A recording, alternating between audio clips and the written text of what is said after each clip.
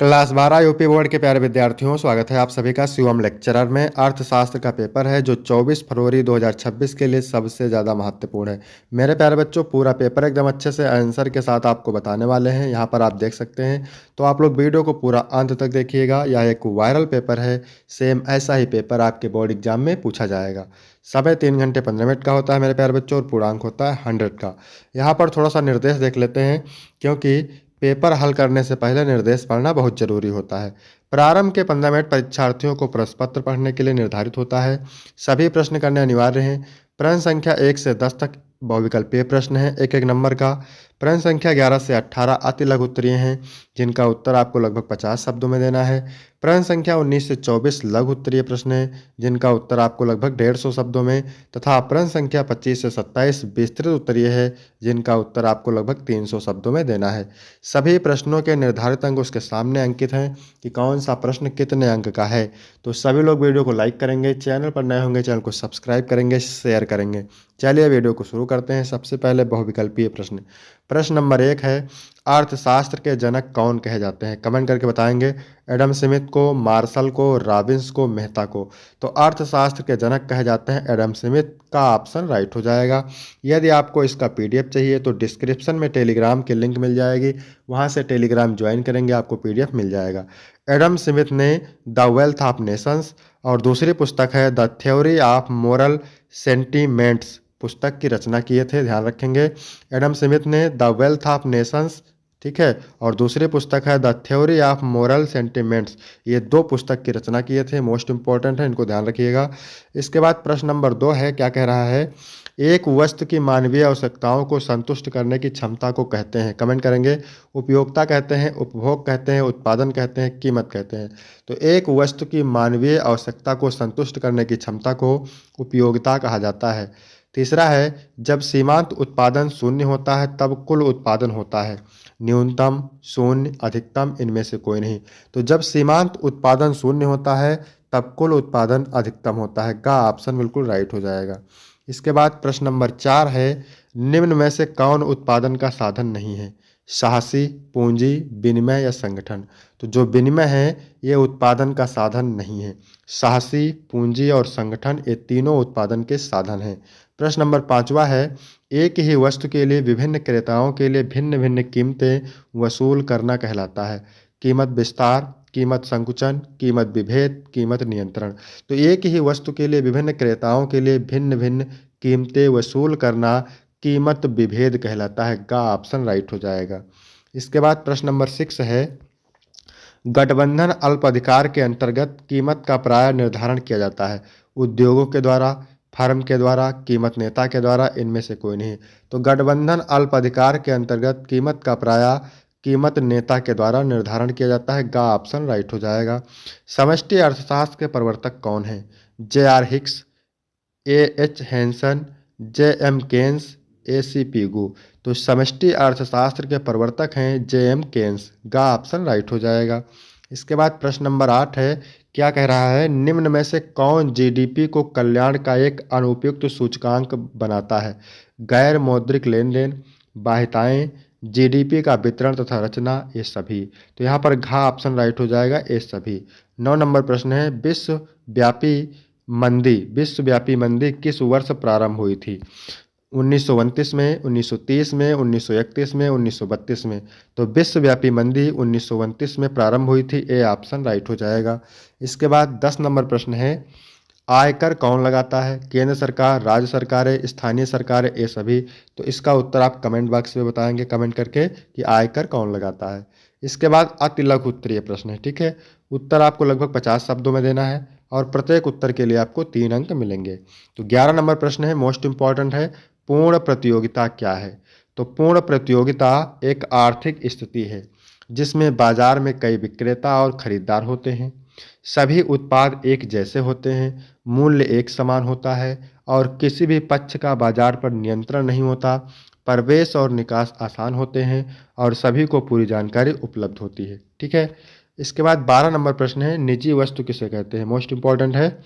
तो निजी वस्तु, प्राइवेट गुड्स, वे वस्तुएं हैं जिनका उपभोग केवल एक व्यक्ति कर सकता है और उनका उपयोग अन्य व्यक्ति के लिए सीमित हो जाता है।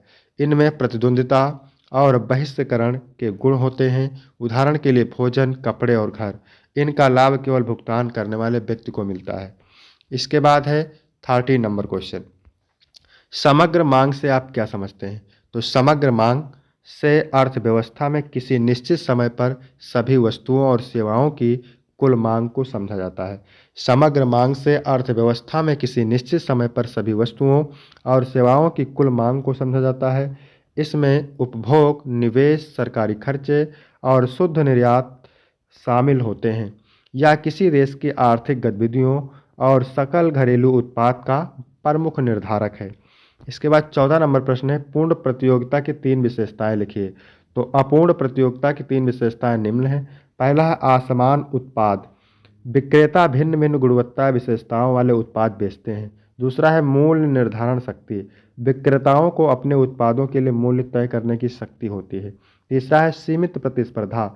बाजार में कुल विक्रेता और खरीदार होते हैं, जिससे पूर्ण प्रतिस्पर्धा नहीं होती। इसके बाद 15 नंबर है, चेक क्या होता है? मोस्ट इंपॉर्टेंट है। तो चेक एक लिखित दस्तावेज है जो बैंक को निर्दिष्ट व्यक्ति या संस्था को निर्धारित राशि का भुगतान करने का निर्देश देता है। इसमें खाता धारक के हस्ताक्षर, राशि और प्राप्तकर्ता का नाम होता है। यह धन हस्तांतरण का एक सुरक्षित और सुविधाजनक तरीका है। इसके बाद 16 नंबर है, पूर्ण रोजगार संतुलन क्या है? पूर्ण रोजगार संतुलन वह स्थिति है जब अर्थव्यवस्था में उपलब्ध सभी श्रम संसाधनों का पूरा उपयोग हो रहा हो और कोई अनैच्छिक बेरोजगारी न हो। इस स्थिति में मांग और आपूर्ति का संतुलन बना रहता है और अर्थव्यवस्था अपनी पूर्ण उत्पादन क्षमता पर काम करती है। इसके बाद 17 नंबर है, सरकारी बजट क्या है? तो सरकारी बजट सरकार द्वारा एक वित्तीय दस्तावेज है जिसमें आगामी वित्तीय वर्ष के लिए आय और व्यय का अनुमान प्रस्तुत किया जाता है। यह सार्वजनिक सेवाओं, विकास योजनाओं और अर्थव्यवस्था को संतुलित रखने के लिए सरकार की वित्तीय नीति और प्राथमिकताओं को दर्शाता है। इसके बाद 18 नंबर प्रश्न है, अप्रत्यक्ष कर का अर्थ बताइए तथा उदाहरण लिखिए। अप्रत्यक्ष कर वह कर है जो वस्तुओं और सेवाओं पर लगाया जाता है और उपभोक्ता द्वारा भुगतान किया जाता है, लेकिन इसे सरकार को विक्रेता के माध्यम से प्राप्त किया जाता है। यह कर सभी पर समान रूप से लागू होता है। उदाहरण के लिए वस्तु और सेवा कर, जीएसटी, सीमा शुल्क, उत्पाद शुल्क। इसके बाद है लघु उत्तरीय प्रश्न। उत्तर आपको 150 शब्दों में देना है। प्रत्येक प्रश्न के लिए, प्रत्येक उत्तर के लिए आपको 6 नंबर मिलेंगे। अर्थव्यवस्था के केंद्रीय समस्याओं की विवेचना कीजिए। ठीक है, तो देखते हैं इसका आंसर। अर्थव्यवस्था की केंद्रीय समस्याएं संसाधनों की कमी और मानव आवश्यकताओं की असीमितता के कारण उत्पन्न होती हैं। ये मुख्यतः 3 समस्याएं होती हैं। क्या उत्पादन करें, कैसे उत्पादन करें, किसके लिए उत्पादन करें। ठीक है, तो क्या उत्पादन करें, इसमें यह तय किया जाता है कि कौन कौन से वस्तु और सेवाएं अर्थव्यवस्था में बनाई जाएंगी, किस मात्रा में और किस वर्ग की आवश्यकताओं को प्राथमिकता दी जाएगी। दूसरा, कैसे उत्पादन करें, तो यह समस्या उत्पादन के तरीकों और तकनीकों के चयन से संबंधित है। इसमें यह तय किया जाता है कि संसाधनों का उपयोग श्रम प्रधान या पूंजी प्रधान तकनीक से किया जाए। तीसरा है, किसके लिए उत्पादन करें, किसके लिए उत्पादन करें, तो इसमें यह तय करता है कि उत्पादित वस्तुएं और सेवाएं किन व्यक्तियों या वर्गों को प्रदान की जाएंगी, अर्थात वितरण का निर्धारण। इन समस्याओं का समाधान आर्थिक संसाधनों के उचित आवंटन और प्रबंधन से किया जाता है। इसके बाद है 20 नंबर प्रश्न, मांग की लोच को प्रभावित करने वाले कारकों को लिखिए। तो देखते हैं, मांग की लोच को प्रभावित करने वाले प्रमुख कारक निम्नलिखित हैं। पहला है वस्तु का प्रकार। तो इसमें देखते हैं, आवश्यक वस्तुओं की मांग कम लोचदार होती है, जबकि विलासिता वस्तुओं जैसे गहने की मांग अधिक लोचदार होती है। प्रतिस्थापन वस्तुओं की उपलब्धता, यदि वस्तु का अच्छा विकल्प उपलब्ध है तो उसकी मांग अधिक लोचदार होती है। इसके बाद तीसरा है आय का अनुपात, यदि किसी वस्तु की कीमत उपभोक्ता की आय का बड़ा हिस्सा लेती है तो उसकी मांग अधिक लोचदार होगी। चौथा है वस्तु का उपयोग, बहुउपयोगी वस्तुओं जैसे दूध की मांग अधिक लोचदार होती है।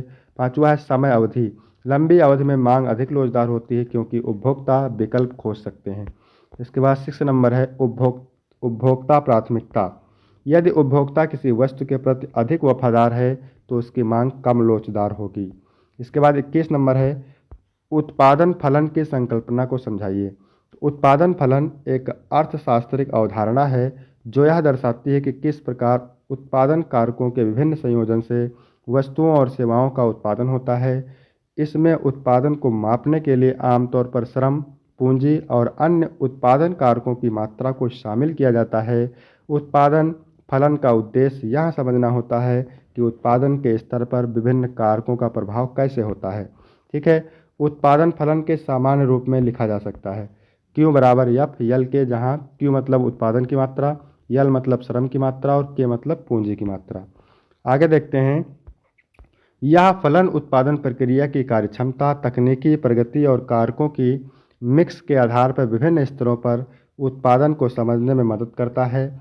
उत्पादन फलन का अध्ययन यह समझने में सहायक होता है कि सीमित संसाधनों का उपयोग कैसे किया जाए ताकि अधिकतम उत्पादन संभव हो सके। इसके बाद है 22 नंबर, व्यष्टि और समष्टि अर्थशास्त्र में अंतर मोस्ट इंपॉर्टेंट है। तो व्यष्टि अर्थशास्त्र और समष्टि अर्थशास्त्र के बीच मुख्य अंतर उनकी दृष्टिकोण और विषय वस्तु में है। तो पहले हेडिंग है व्यष्टि अर्थशास्त्र। यह व्यक्तिगत उपभोक्ताओं, निर्माताओं, उद्योगों और बाजारों के स्तर पर अर्थव्यवस्था के व्यवहार का अध्ययन करता है। व्यष्टि अर्थशास्त्र में विषय वस्तु होती है जैसे कीमतों का निर्धारण, उपभोक्ता व्यवहार, उत्पादन का निर्णय, बाजार की मांग और आपूर्ति और प्रतिस्पर्धा। उदाहरण के लिए उपभोक्ता की मांग, एकल फर्म का उत्पादन स्तर, मजदूरी दरें। इसके बाद दूसरा है समष्टि अर्थशास्त्र। यह पूरे देश की अर्थव्यवस्था के व्यापक स्तर पर अध्ययन करता है जैसे राष्ट्रीय उत्पादन, आय, बेरोजगारी, महंगाई और आर्थिक वृद्धि। समष्टि अर्थशास्त्र में विषय वस्तु होती है जैसे कुल मांग और आपूर्ति, मुद्रास्फीति, आर्थिक चक्र और देश की समग्र अर्थव्यवस्था का प्रदर्शन। उदाहरण के लिए जीडीपी, मुद्रास्फीति दर, बेरोजगारी दर, आर्थिक विकास दर। इसके बाद 23 नंबर है, मुद्रा की विशेषताएं क्या हैं। तो मुद्रा की मुख्य विशेषताएं निम्नलिखित हैं। पहला है स्वीकृति की सार्वभौमिकता। मुद्रा का उपयोग विभिन्न लेन देन में सार्वभौमिक रूप से स्वीकार किया जाता है, चाहे वह खरीदारी हो या भुगतान। दूसरा है विनिमय का माध्यम। मुद्रा का मुख्य कार्य है वस्तु और सेवा का विनिमय करना, यह लेन देन को सरल बनाती है। इसके बाद तीसरा है मूल्य का मापन। मुद्रा के जरिए वस्तुओं और सेवाओं का मूल्य निर्धारित होता है जिससे कीमतों की तुलना करना आसान हो जाता है। चौथा है संग्रहणीयता। मुद्रा का उपयोग धन को संचित करने के लिए भी किया जाता है ताकि भविष्य में उपयोग किया जा सके। इसके बाद पांचवा है विनिमय की सुविधा। मुद्रा का मुख्य लाभ है कि वह अन्य वस्तुओं और सेवाओं के साथ आसानी से बदली जा सकती है। अगला है स्वीकृति में स्थिरता। मुद्रा का मान, मूल्य और विश्वास पर आधारित होता है जो आमतौर पर स्थिर और विश्वसनीय रहता है। इसके बाद 24 नंबर है ऐच्छिक बेरोजगारी तथा अनैच्छिक बेरोजगारी की संकल्पना को स्पष्ट कीजिए। तो सबसे पहले हेडिंग डालेंगे ऐच्छिक बेरोजगारी, मोस्ट इंपॉर्टेंट है। तो ऐच्छिक बेरोजगारी उस स्थिति को कहते हैं जब व्यक्ति कार्य करने में सक्षम होते हुए भी स्वेच्छा से काम करना नहीं चाहता। यह तब होता है जब व्यक्ति अपने कौशल, योग्यता या वेतन के अनुरूप कार्य न मिलने पर कार्य को अस्वीकार कर देता है। यह बेरोजगारी अक्सर उच्च वेतन या बेहतर कार्य परिस्थितियों की अपेक्षा के कारण होती है। इसके बाद दूसरा है अनैच्छिक बेरोजगारी। अनैच्छिक बेरोजगारी उस स्थिति को दर्शाती है जब कोई व्यक्ति काम करना चाहता है और कार्य करने के लिए तैयार है लेकिन उसे रोजगार नहीं मिलता। यह आर्थिक मंदी, उद्योगों की कमी या तकनीकी विकास के कारण हो सकता है। इस प्रकार की बेरोजगारी अक्सर श्रम बाजार में असंतुलन या मांग की कमी के कारण उत्पन्न होती है। इसमें मुख्य अंतर बताना है। तो ऐच्छिक बेरोजगारी व्यक्ति की पसंद पर निर्भर करती है जबकि अनैच्छिक बेरोजगारी बाहरी परिस्थितियों का परिणाम होती है जिस पर व्यक्ति का नियंत्रण नहीं होता। इसके बाद मेरे प्यारे बच्चों दीर्घ उत्तरीय प्रश्न है, प्रत्येक उत्तर के लिए आपको 10 अंक मिलेगा। बाजार का अर्थ, परिभाषा एवं तत्वों का वर्णन कीजिए, वेरी वेरी मोस्ट इंपॉर्टेंट है। अथवा एक पूर्ण प्रतियोगिता बाजार में प्रत्येक फर्म दीर्घकाल में केवल सामान्य लाभ ही अर्जित करती है, विस्तार से समझाइए। इसके बाद 26 नंबर है मांग की कीमत लोच किसे कहते हैं। मांग की कीमत लोच को मापने की किसी एक विधि को समझाइए अथवा परवर्ती अनुपातों के नियम की सचित्र व्याख्या कीजिए। 27 नंबर है व्यावसायिक बैंक के मुख्य कार्यों को संक्षेप में लिखिए अथवा केन्स के रोजगार सिद्धांत के विस्तृत व्याख्या कीजिए। तो यहाँ तक वीडियो कंप्लीट होता है। वीडियो कैसा लगा? वीडियो अच्छा लगा हो तो वीडियो को लाइक करेंगे, चैनल को सब्सक्राइब करेंगे। फिर मिलते हैं आपको अगले वीडियो में, तब तक के लिए जय हिंद, जय भारत।